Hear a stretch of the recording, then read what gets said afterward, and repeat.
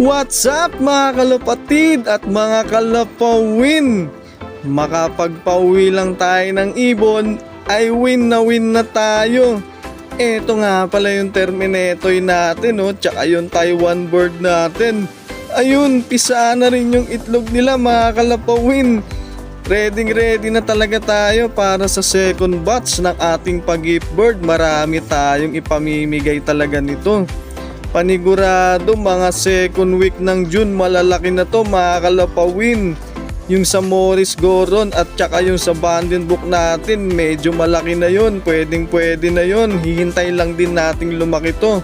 Etong painakay natin dito sa Terminator natin na to tsaka dito sa Taiwan bird natin na to. Buti nga lang dalawa yung napisa nila. Madalas kasi isa lang yung napipisa dito sa Terminator natin na to tsaka dito sa Taiwan bird natin na to. Ito nga lang pala yung pares natin na naglalabas na pang show bird natin. Yung mga inakay nito grabe magaganda mga kalapawin, pang show bird to.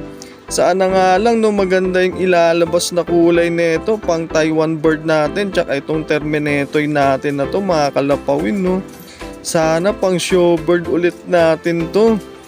Ayun, abang-abang lang tayo dyan mga kalapawin para sa second batch natin.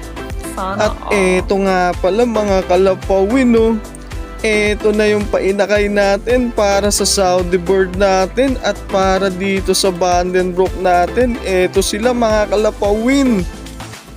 Nung nakaraang araw, isa pa lang yung napisa pero ngayon mga kalapawin, ayun pisa na silang dalawa at medyo malalaki na. Grabe marami talaga tayong mabibigyan itong Saudi bird natin na to. Eto mga kalapawin at buti dalawa din yung napisa dito. Oh my God! Kaya ready na talaga tayo para sa second batch. Ready na rin ba kayo mga kalapawin? Grabe para sa mga may tapan buds natin dyan. Ayos. Para